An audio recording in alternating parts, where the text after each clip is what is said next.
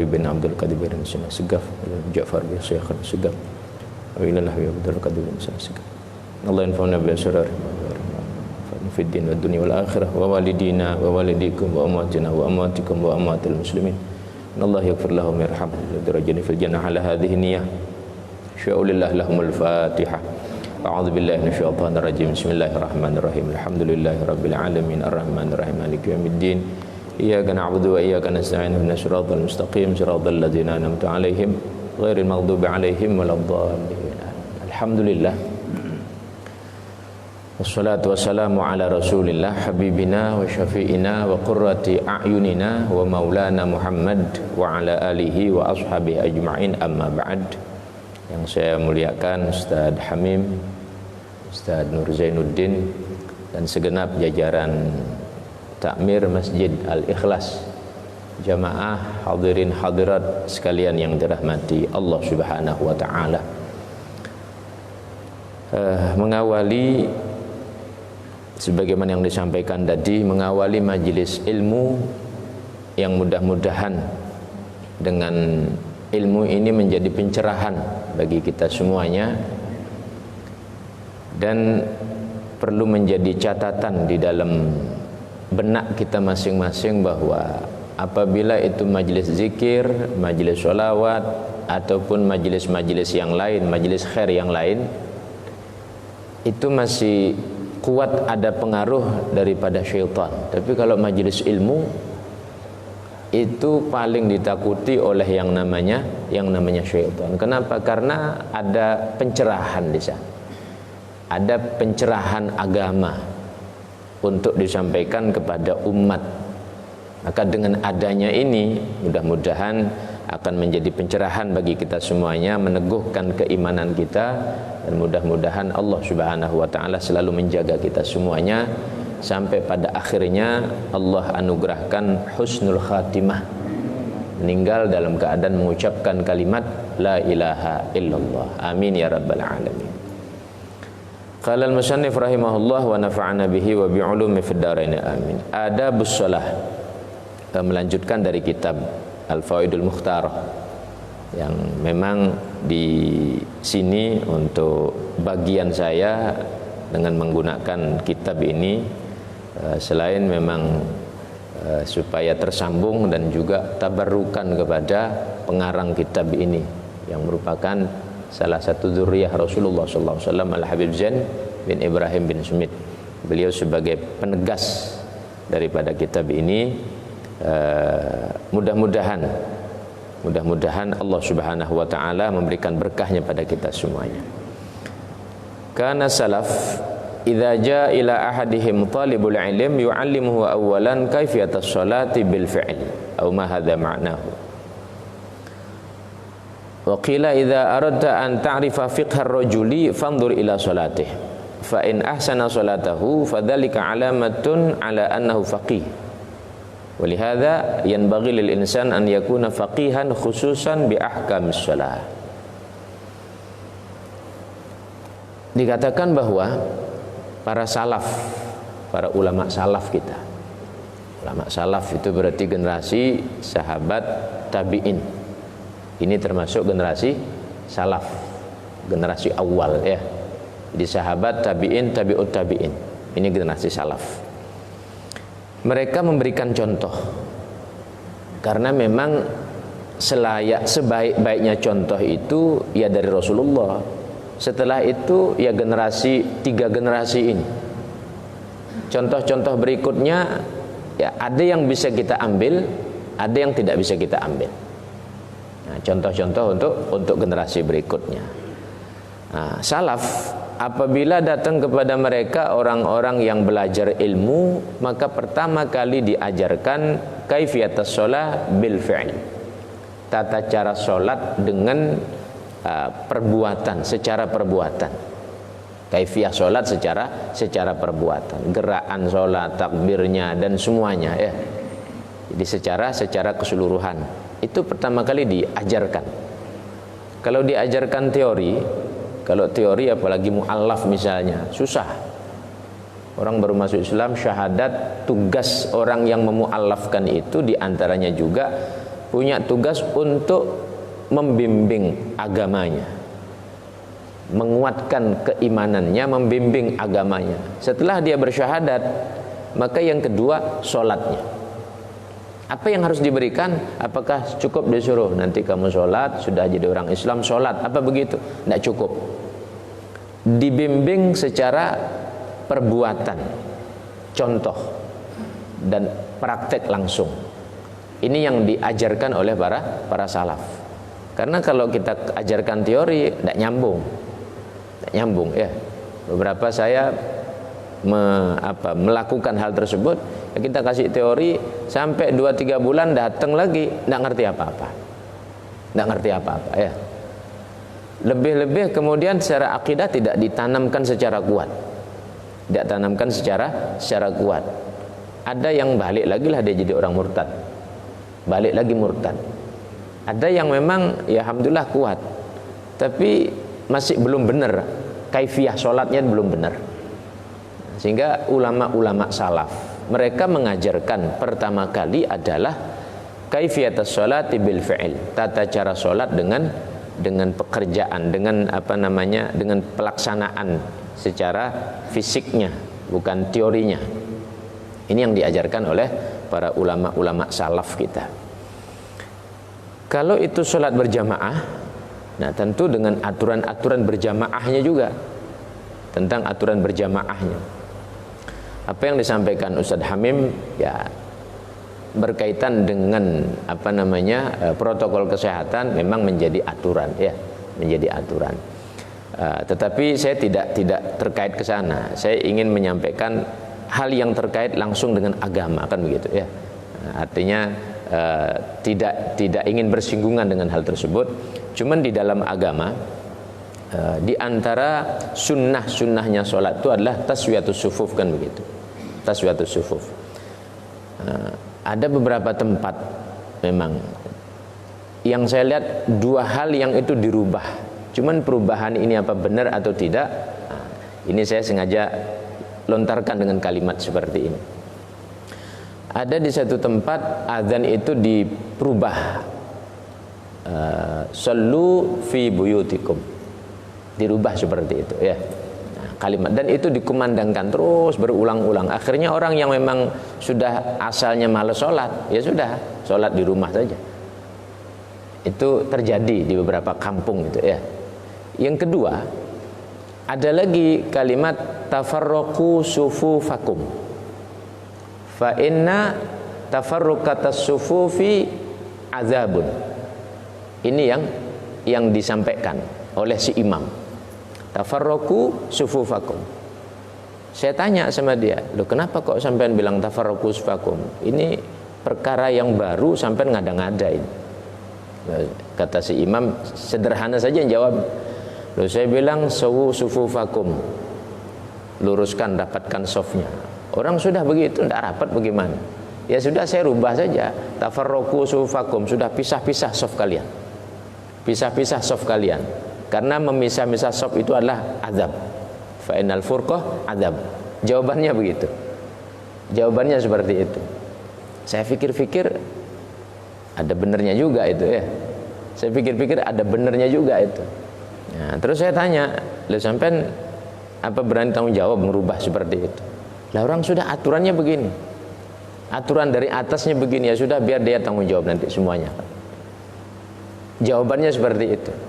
Akhirnya sudah, biar tidak panjang lebar, saya tidak ajak berdebat lagi. Ya sudah kalau begitu, saya bilang. Saya temukan hal seperti itu.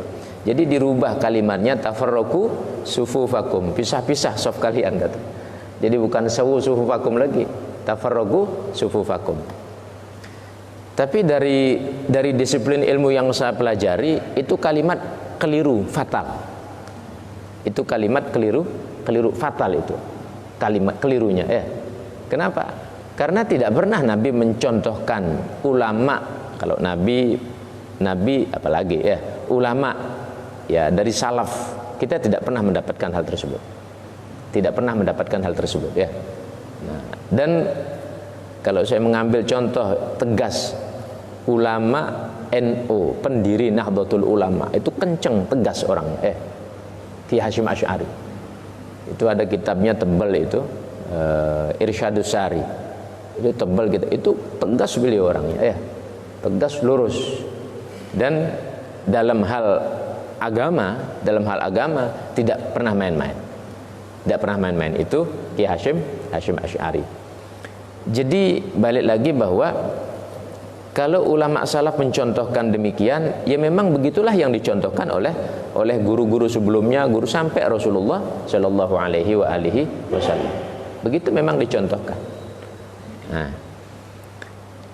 kenapa kemudian ya mendekati kiamat ini, hal-hal yang baru itu banyak kita dapatkan. Memang Nabi juga menyatakan bahwa apabila sudah dekat kiamat, yarfa'ul ilm, Allah angkat itu ilmu agama, wa yanzil jahl, Allah turunkan itu kebodohan. Saya teringat ungkapan dari Al-Imam Abdullah Haddad menyatakan begini, was-was itu ada dua sebab. Was-was itu ada dua sebab. Yang pertama jahlun biddin, bodoh dalam agama. Yang kedua itu bisikan syaitan itu terlalu kuat. Bisikan syaitan itu terlalu kuat sehingga dia was-was, mau berbuat begini was-was, berbuat begini was-was, berbuat was-was terus. Jahlun biddin, kemudian bisikan-bisikan syaitan itu cukup kuat. Maka ketika di hati kita, di hati Anda sekalian, dalam melakukan ibadah ada was-was antara dua hal tadi. Antara dua hal tadi. Dalam semua hal sudah, ya, urusan ibadah. Kalau terjadi was-was, mau takbir was-was, mau melakukan hal itu was-was, antara dua perkara itu, jahlun biddin, kemudian ada was-was bisikan daripada syaitan. Itu saja dua masalahnya, tidak ada masalah yang lain. Nah, sehingga kalau itu masalahnya was-was, perlu dipertegas dalam agama. Nah, dan kaitan-kaitannya, alhamdulillah, saya dari awal isu-isu ini, ya. Kenapa saya bilang isu? Ya, saya sih berprasangka baik sama Allah. Kalaupun dunia sudah mengisukan begini, mungkin di beberapa tempat ya. Tapi di tempat yang saya datangi, termasuk di kampung saya, termasuk di Pancasari, termasuk di daerah Singaraja ke barat itu alhamdulillah belum ada satupun, ya. Belum ada satupun. Sehingga saya ngomong beberapa tokoh itu, kalau memang belum ada, ya, satu sisi ada protokol kesehatan bagus, ya. Tapi dalam hal tertentu yang terkait dengan ibadah, ya ada juga prosedurnya. Ada juga prosedurnya. Saya hanya menyampaikan seperti itu. Ya alhamdulillah di sana ya kondisinya normal dan kemudian menghilangkan daripada was-was tersebut. Menghilangkan daripada was-was tersebut. Ada satu riwayat Nabi sallallahu alaihi wasallam menyatakan begini. Yushikul umam an tada'a alaikum kama tada'al aklatu ila qas'atiha. Nabi menyatakan nyaris sudah dekat umat ini akan diperebutkan sebagaimana nasi yang ada di atas nampan itu diperebutkan. Kalau dalam syarahnya di sana dijelaskan bahwa orang-orang tidak beriman itu mereka berusaha mengajak satu dengan yang lain daripada orang-orang yang menjadi lawannya agama Islam. Mereka berusaha untuk melemahkan, untuk membuat carut marut daripada ad-dinul Islam ini, daripada pemeluk. Nabi ditanya pada waktu itu, min qillatin nahnu yauma idzin ya Rasulullah. Apakah kita sedikit waktu itu? Nabi mengatakan la bal antum katsir. Kalian bukan sedikit, banyak. Banyak kalian itu. Walakinnakum gusaun ka gusa'is saili. Tapi kalian itu seperti buih di atas air laut, terombang-ambing. Namanya buih itu tidak punya kekuatan. Banyak itu, ya. Sepertinya itu banyak. Kalau orang mau nabrak kapal misalnya, kapal bisa ambruk, sepertinya begitu. Tapi cuma banyak saja, tidak punya kekuatan. Gusa ka gusa'is sail, seperti busa air laut itu. Kemudian Yang kedua, Nabi katakan bahwa walayanzi'annallah min suduri aduikum al-mahabah minkum. Allah cabut rasa takut, rasa hormat musuh-musuh kalian, orang-orang tidak beriman. Dicabut oleh Allah. Tidak ada rasa hormat terhadap kalian. Tidak ada rasa hormat. Bila perlu sampai ke masjid didatangi. Bila perlu sampai ke masjid datangi, diurus. Ibadahnya harus begini, ibadahnya harus begini, ibadahnya harus begini. Ini terjadi sudah. Ini terjadi sudah, ya. Nabi mengatakan begitu. Walanzi'annallah min suduri aduikum al-mahabah minkum. Allah cabut dari hati musuh-musuh kalian itu rasa takut, rasa hormat, tidak ada lagi. Walayaqdhifannallah fi qulubikum al-wahn. Allah akan masukkan ke dalam hati kalian itu wahan. Apa itu wahan? Wahan itu adalah hubbud dunya wa karahiyatul maut.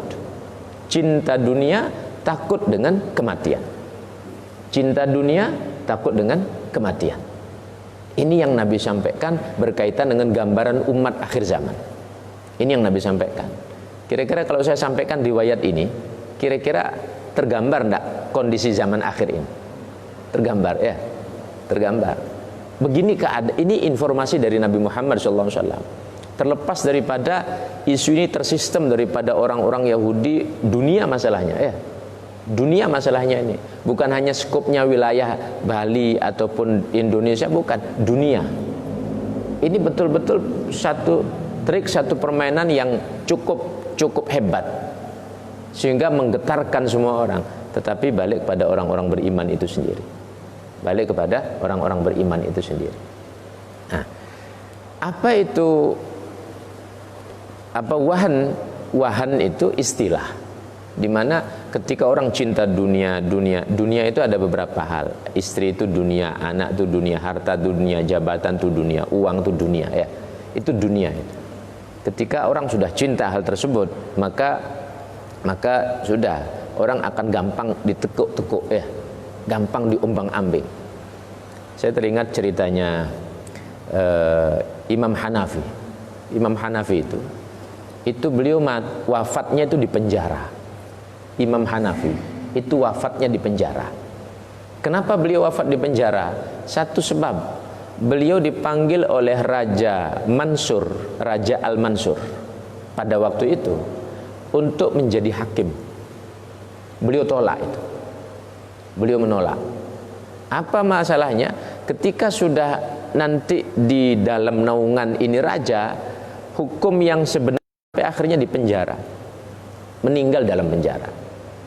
Tidak cukup itu, masih belum puas ini si raja ini, belum puas. Ada ulama besar pada zamannya juga, pada zamannya, pada waktu itu, siapa? Al-Imam Sufyan Tsauri.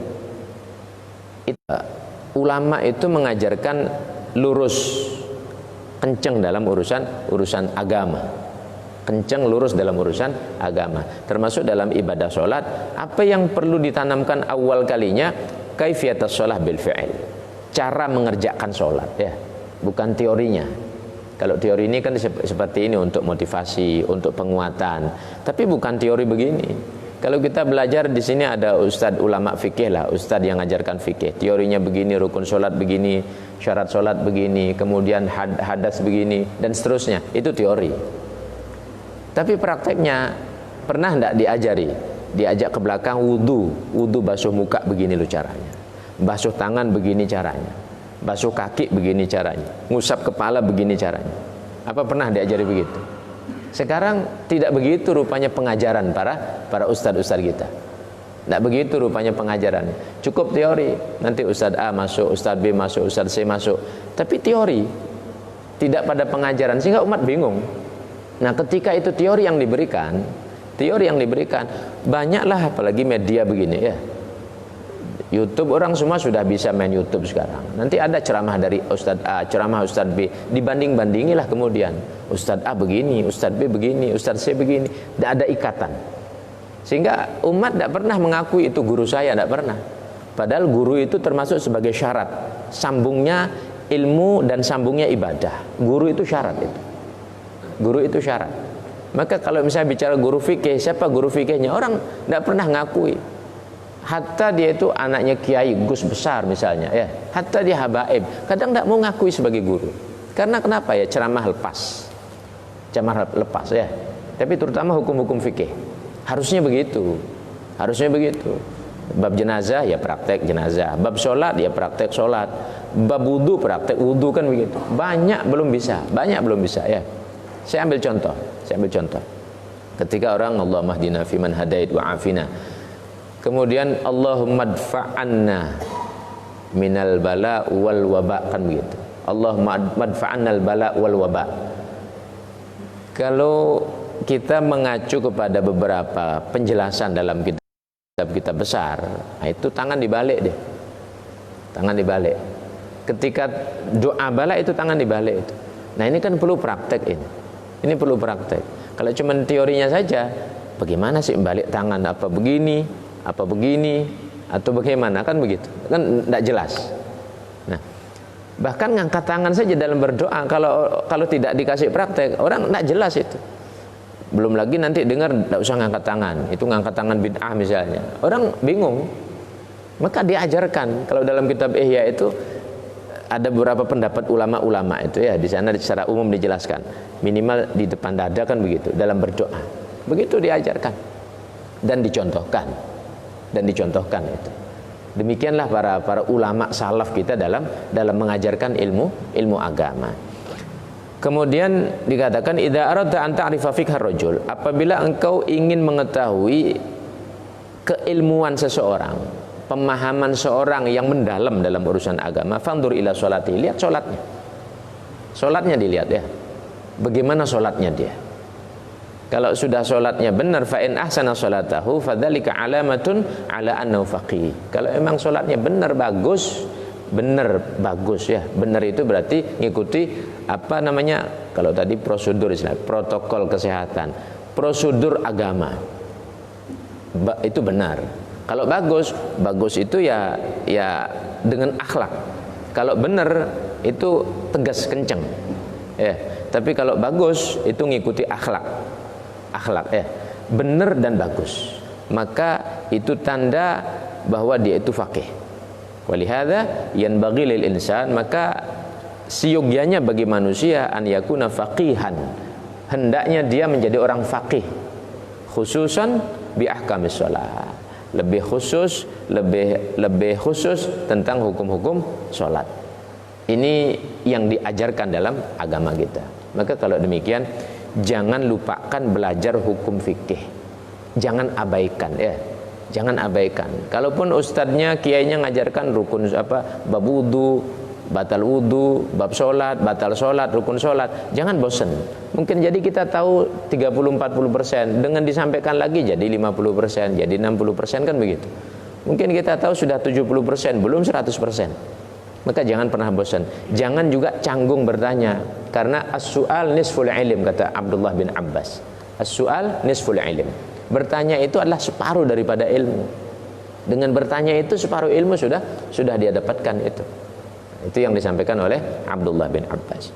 Nah, maka dari beberapa penjelasan ini tentu karena ini mengawali, mudah-mudahan ini menjadi penyemangat bagi kita semuanya, dan mudah-mudahan diistiqomahkan kita dalam beribadah sholat, dalam thalabul ilm, dan dalam aktivitas-aktivitas yang baik.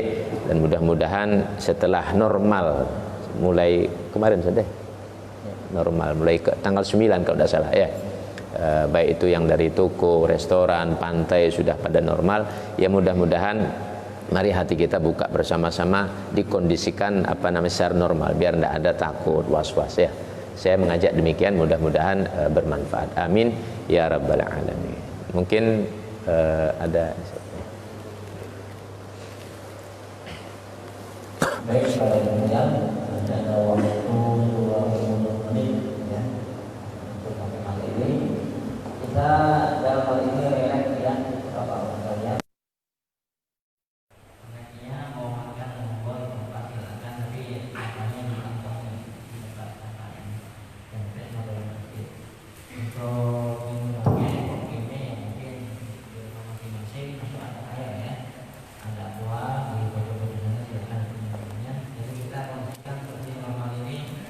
Sampai ya, belajar ilmu sampai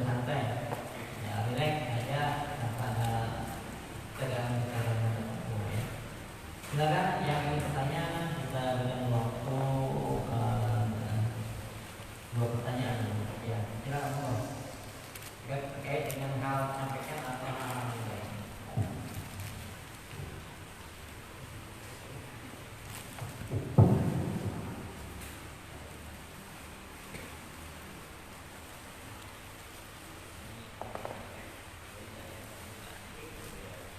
Assalamualaikum warahmatullahi wabarakatuh. Ustaz, saya minta solusi bagaimana cara kita menghadapi di akhir zaman seperti yang Ustaz sampaikan tadi. Assalamualaikum warahmatullahi wabarakatuh.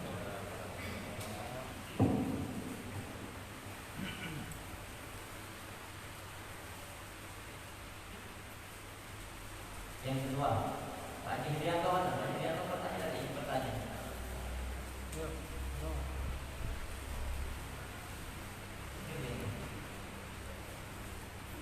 Pak Jimrianto. Tadi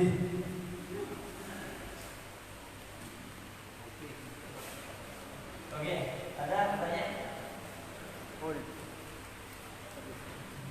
Pak Firman, silakan Pak Firman.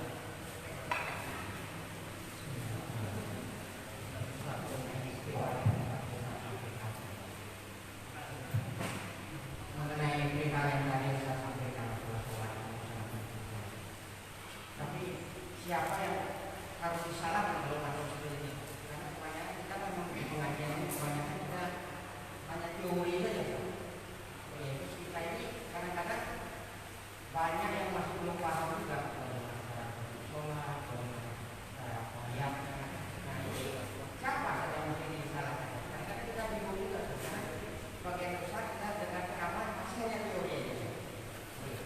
Mau menjelaskannya. Dan yang kedua ini apakah mutlak keadaan semacam sekarang ini? Saya pribadi menganggap ekstrim sekali, Ustaz. Jadi maaf sebelumnya saya jauh sekali kayak dari agama. Nah ini gimana Ustaz? Menurut kaidahnya?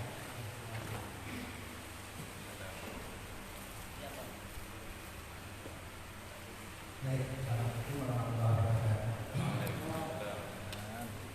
Terkait dengan kondisi yang disampaikan termasuk tadi hal-hal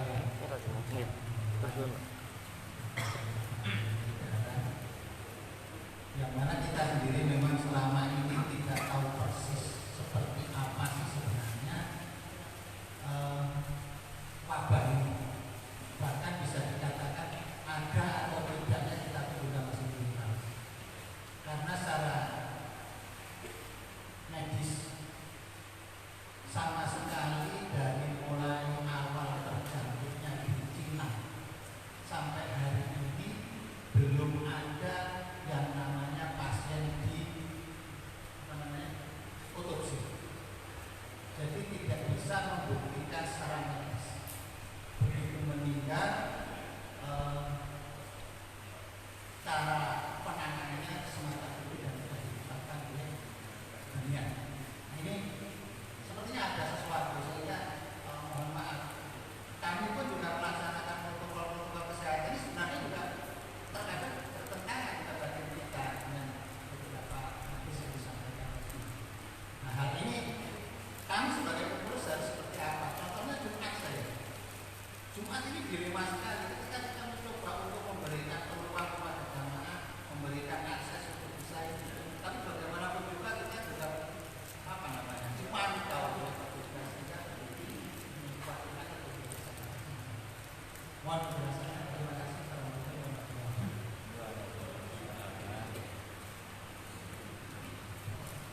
Ya, terima kasih. Mudah-mudahan pertanyaan ini dan juga apa yang saya sampaikan niatan untuk semoga Allah berikan berkahnya bagi kita semuanya dan nanti menjadi solusi kalau memang ini perkara-perkara yang Ya. Baik. Yang pertama, solusi akhir zaman ini bagaimana? kita tidak bisa membuat teori ataupun perencanaan secara logika untuk menghindarkan daripada fitnah zaman, kecuali harus kembali kepada apa yang diajarkan oleh Rasulullah sebagai insan sempurna yang memberikan peringatan sekaligus solusi dalam masalah-masalah yang ada, yang semua kan memang dari Allah, kan begitu. Maka Nabi mengatakan ketika di akhir zaman itu terjadi, saya baca dalam kitabnya Ya Hashim Asy'ari, satu perkara, beliau mengutip hadis yang berbunyi jalisul ulama wa zahimuhum birukabikum. Duduklah sama ulama, duduklah sama ulama dan pepet dia sudah, itu saja saya kira. Tidak ada lagi yang lain. Duduk sama ulama artinya dekat sama ulama, kembali ke ulama, itu saja. Saya kira banyak masih ulama-ulama, baik dari kalangan habaib ataupun kalangan kiai. Hanya saja itu mungkin perlu ada peningkatan. Ya diusulkan saja kalau memang masyarakat jamaah merasa saya ini kok cuma teori-teori saja dapat. Nah, coba dalam satu waktu pengajian khusus praktek sholat misalnya, saya kira mungkin masih banyak, bahkan tata cara meletakkan tangan di saat ruku, di saat sujud, mungkin ada yang ditempel semuanya sampai ke sini. Ini contoh kecil saja, ini contoh kecil saja. Ini baru dalam ibadah mahdhah, belum dalam kita bersikap di masyarakat, bersosial dengan masyarakat luas. Bagaimana ajaran agama untuk membentengi kita orang-orang beriman ini. Maka tentu kalau saya jawab panjang lebar, ya tentu tidak mungkin, Maka sederhana saya katakan jalisul ulama, duduk sama para kiai. Mereka orang-orang yang memang secara pengalaman ilmu dan tentu juga pengalaman masyarakat lebih banyak. Kenapa? Karena banyak datang kepada mereka dengan berbagai macam problem kehidupan manusia, diceritakan, disampaikan. Beliau dari sana mendapatkan satu ilmu. Maka terangkum pengalaman dan ilmu pada diri mereka. Itu saja saya kira kuncinya, Maka kalau saya jelaskan detailnya begini, mungkin waktu ini tidak mungkin, Maka saya kasih nasihat seperti itu. Duduk sama ulama. Duduk sama ulama. Saya kira seperti itu. Kemudian yang kedua, kaitan dengan kondisi juga sekarang ini, tanggung jawab siapa? Kalau tadi penegasan mungkin teori-teori begitu, teori-teori dalam dalam penyampaian. Memang jika kita menengok tradisi santri, cuman kan tidak bisa diterapkan secara umum tradisi santri. Kayak saya misalnya, saya punya guru fikih yang betul-betul itu 3. Saya punya guru fikih yang betul-betul mengajarkan saya itu 3 orang. Dari sanalah saya ambil itu. Walaupun banyak bersebar itu ulama kiai-kiai besar, bahkan mungkin yang kelasnya dunia, mungkin kita lihat dari YouTube-nya, ya sebatas mereka menyampaikan teori, tapi saya tidak tersambung sanad dengan mereka. Tidak tersambung sanad dengan mereka. Sanad ilmu saya kepada 3 guru ini yang ngajarkan langsung, ini loh teorinya begini, caranya seperti ini. Itu yang saya fatihai, yang saya sambungkan fatihahnya kepada mereka. Dan itu nanti yang sampai kepada Allah Subhanahu wa taala. Yang ditanya saya dari mana dapat, dari guru saya dari mana, dari gurunya dari, terus begitu. Ini yang dikatakan inna sanad minad din. Sanad ini bagian daripada agama. Fanduru amman ta'khuduna dinakum. Pada siapa kalian ambil sanad ilmu kalian? Ini yang dimaksudkan, Nah kalau misalnya kita bilang itu saya dengar ceramahnya dia di YouTube begini, itu guru saya, bisa kita ngakui, tapi mereka kan mereka mengakui kita? Barangkali nanti kita salah menerapkan teorinya mereka. Mereka barangkali dituntut di hadapan Allah. Saya dengarkan si fulan dia nyampaikan ceramah, dibalik sama dia. Saya tak begitu maksudnya menjelaskan. Kan bisa jadi seperti itu. Nah maka saya ambil contoh pribadi. Saya punya guru fikih 3. Guru fikih 3, guru tafsir 1. Artinya yang saya serius belajar ilmu tafsir itu, Guru tafsir satu orang. Dari habaib saya punya. Kemudian kalau nahwu banyak, Nahwu dasar, kemudian sampai imriti, sampai alfiyah, walaupun mondoknya juga ada namanya kadang males-malesan. Ya sebegini saja sudah dapatnya. Ya tentu beda sama yang mungkin kalibernya lebih tinggi lagi, Jadi siapa yang tanggung jawab? Ya saya kira tidak bisa kemudian ustadz-ustadz yang berceramah disuruh tanggung jawab, tapi bisa diusulkan dari jamaah ini, Pak Ustadz sampean kan ngajar fikih, tolong bab ini kita ya sekali waktu kita praktek. Sekali waktu kita praktek. Bagaimana sih maksudnya ini? Nah, itu yang perlu diminta dari jamaah. Nah, sehingga benar-benar kita misalnya pakai di sini si fulan, benar-benar sandarannya adalah si fulan itu. Bukan sekedar sandaran di sana, sampai ke hadapan Allah. Sampai ke hadapan Allah besok ya. Begitu sebenarnya. Saya kira begitu ya. Maka kita tidak bisa limpahkan tanggung jawab pada ustadz fulan, tidak bisa. Karena memang mereka ya selain memang silaturahim, ya ada dimintai tolong untuk mengisi, meramaikan juga kan begitu. Jadi kalau untuk tanggung jawab, nah kita bisa mengusulkan. Ya siapa yang ngajar fikih kan begitu ya. Saya kira seperti itu. Terus yang ketiga, saya sepakat dengan apa yang disampaikan Pak Haji tadi, bahwa memang sampai saat ini, kalau saya ambil contoh di kampung saya, ini contoh nyata ya. Di kampung saya itu ada cewek kerja di daerah Lovina. Dia kerja di kafe kerja ya di kampung saya. Pulang-pulang dia panas. Langsung itu diisukan rame kena begitu ya. Saya berpikir begini, ini isu atau memang benar. Dibawa ke puskesmas, di puskesmas tidak nerima dia, dibawalah ke rumah sakit tidak nerima, bapaknya marah-marah ke rumah sakit. Nah, cuman itu isu sudah nyebar positif.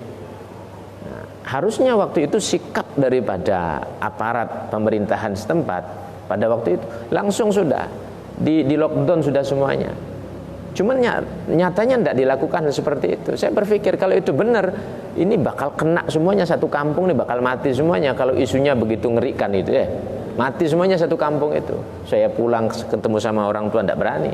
Tapi nyatanya bolak-balik saya pulang ngajar agama, bolak-balik saya pulang. Sampai sekarang tidak ada apa-apa. Ini di kampung saya sendiri.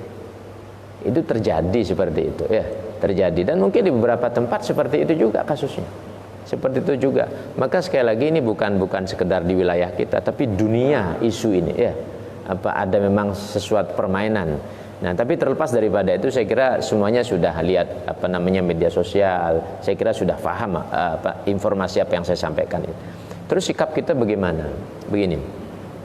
Kalau saya memberikan saran dalam kaifiyah ibadah, jika kita memang sama-sama orang yang punya ghirah ibadah, ya sudah di dalam kita beribadah lakukan prosedur agama.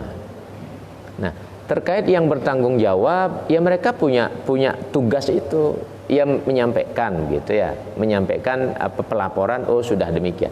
Tapi terkait dengan tanggung jawab masing-masing, ya lakukan prosedur agama itu. Ya, dan juga jangan saling lapor-ngelapori nanti, karena terkadang masalahnya ya terjadi juga di beberapa tempat saling lapor-ngelapori, tidak suka sama si A, padahal pengurus itu sudah niatnya seperti tadi, hatinya tidak sepakat sebenarnya. Cuman ada yang nanti kadang dia merasa dilapori, berarti bunuh diri sendiri kan begitu ya, main lapor-laporan, ya ini kan bunuh diri sendiri namanya.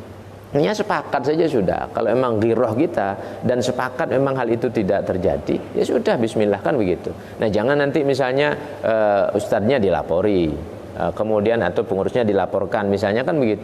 Kalau seperti itu ya sudah bunuh diri namanya. Ya akan sampai kapanpun terus begitu ya.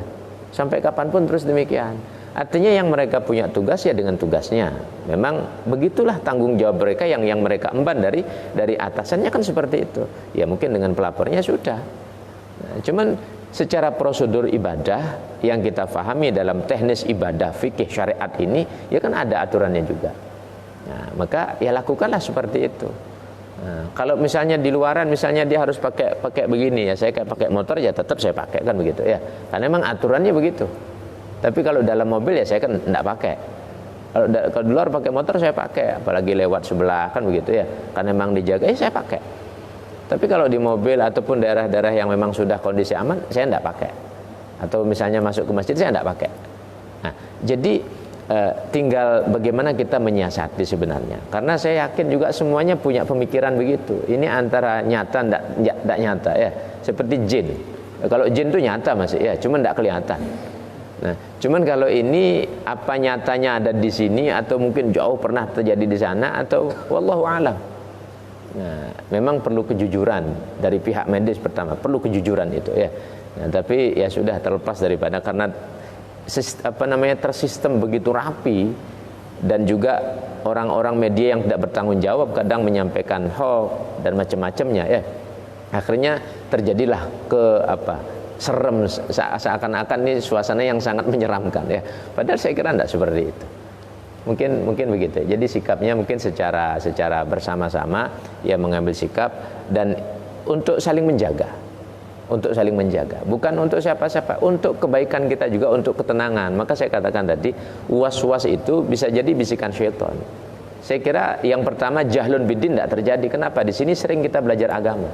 Yang kedua ini mungkin was-was itu memang setan itu kuat bisikan ya. Saya kira mungkin seperti itu. Ya, wallahu a'lam. Mungkin demikian Mbak C.